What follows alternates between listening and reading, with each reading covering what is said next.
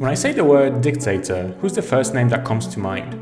Perhaps it's Adolf Hitler, perhaps it's Joseph Stalin. Sure, these are all great guesses, but what if I told you there was a dictator you may never heard of, who modeled his regime after some of the most evil men in history, and whose actions rivaled them too?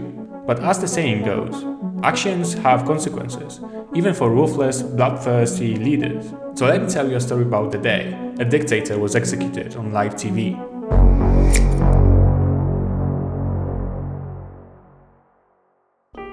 Long before Andrew Tate ever stepped foot in Romania, a leader emerged during the height of the Cold War. In short, Ceaușescu was appointed to serve as the country's first president. However, the only interest he seemed to serve were his own. Ceaușescu ruled with an iron fist, befitting a power of hungry dictator. During his rise to power, Ceaușescu was inspired by Kim Il-sung. Yes, if that name sounds familiar, it should, because he was the grandfather of the North Korean dictator, Kim Jong-un. If that sounds like a bad start, hold on to your hats, because it gets worse. Ceaușescu was also heavily influenced by Mao. Under Mao's rule, where he aimed to create a new socialist China, it is estimated that 65 million Chinese nationals died. So as we can see, Ceaușescu was looking up to the wrong type of people from the get-go. Following in their footsteps, Ceaușescu's reign of terror was riddled with propaganda, the brutal repression of any uprising and the gross mismanagement of state funds, leading to widespread hardship for the Romanian people.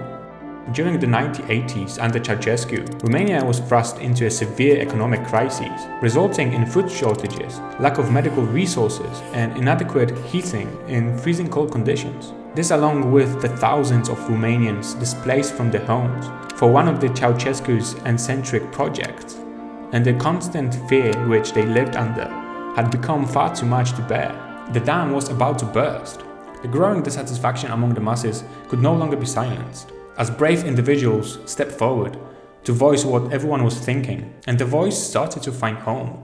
This led to a protest in Timisoara, but the protest wasn't met kindly by Ceaușescu. Looking to crush the resistance in its infancy, Ceaușescu sent his military might out onto the beautiful streets of Timisoara and painted them red.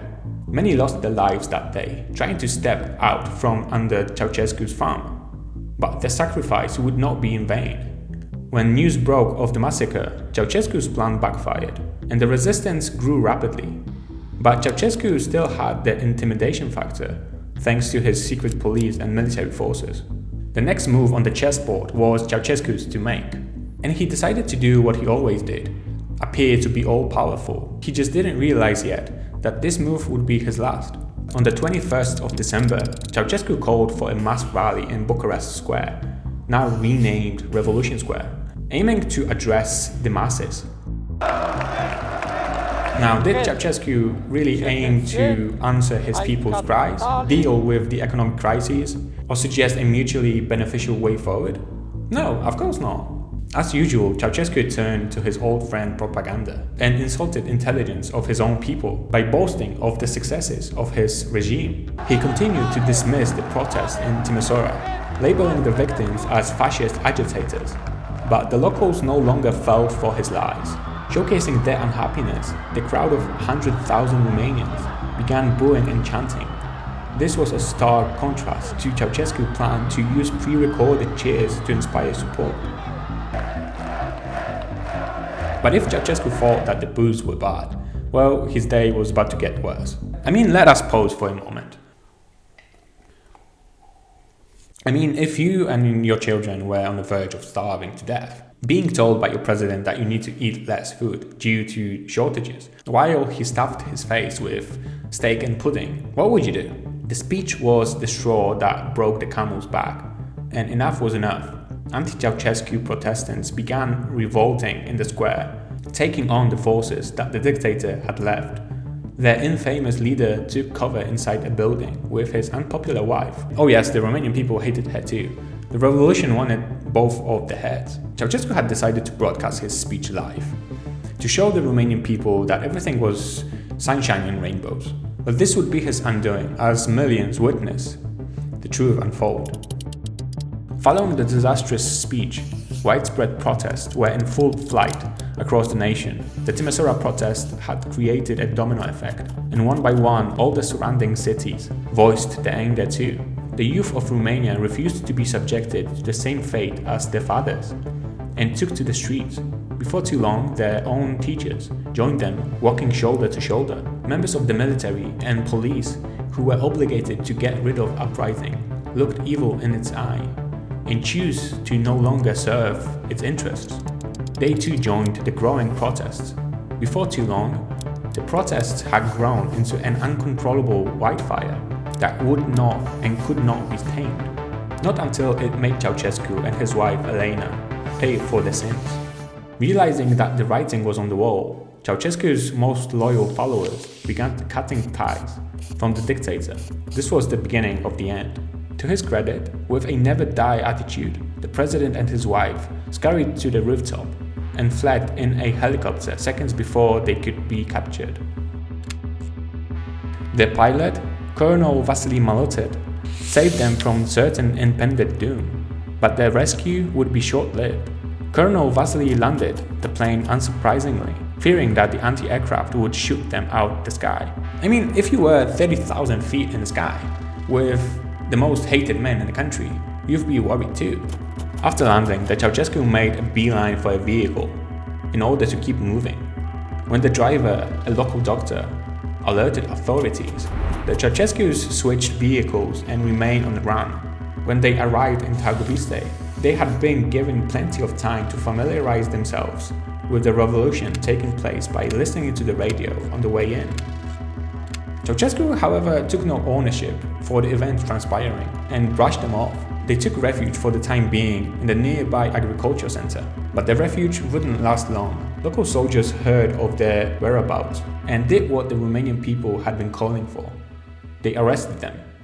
They were taken to the military base and held there until further notice. Now, normal everyday people would be fearing for their life at this point, or pleading their innocence, but not Nicolae Ceaușescu.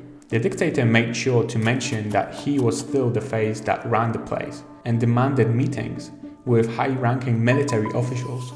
These demands fell on deaf ears though. During this time, the Romanian power vacuum had opened up, and Ion Iliescu took the reins, needing to act swiftly to appease the revolution, as well as to avoid Ceaușescu from regaining support. A makeshift tribunal was created, which would put the dictator on the trial on the Christmas Day of 1989. Nicolae laughed off the trial, and those presiding over it, continuing to assert that he was the rightful ruler of Romania. Elena followed a different method. In support of the husband, and in defiance of the ongoing trial, Elena shouted insults towards the members of the tribunal, calling them every Romanian swear words under the sun. Not exactly acting in the Christmas spirit, was she? The couple were charged with the genocide of over 60,000 victims, the destruction of the public property, and the gross misuse of the state power. The show trial wasted no time in alleging these crimes against humanity, with many around the world expecting the couple to be sentenced to rot in jail for the rest of their lives. But this, ladies and gentlemen, is Romania. And during the 80s, things worked a little differently there. Nicolae and Elena were sentenced to be executed by firing squad. But little did they know that it would be broadcast for the world to watch. Thick as thieves they were, that even in their final moments together, the couple wished to remain side by side. Nicolae Ceaușescu laughed off the sentence as they were taken outside to be dealt with. A firing squad lined up and brutally executed the Ceaușescus, putting an end to a dark time in Romania under a despicable dictator. They had been removed from their role in the most intense way possible as their lifeless bodies lay in the dirt, full of blood, broadcast for the millions to watch. The end of an era. Nicolae Ceaușescu, aided by his wife Elena, will be remembered as one of the biggest stains on the history of Romania. His brutal regime has left a lasting impact on millions, which is felt to this day. The perfect example that the absolute power corrupts absolutely, and that can lead to the only dictator to be executed on live TV. Revoluția de la 22 decembrie, care a înlăturat dictatura Ceaușescu, este în plină desfășurare. But if you think that's crazy, then you should definitely check out our take on the man who crossed the Twin Towers, or the longest walk to freedom ever.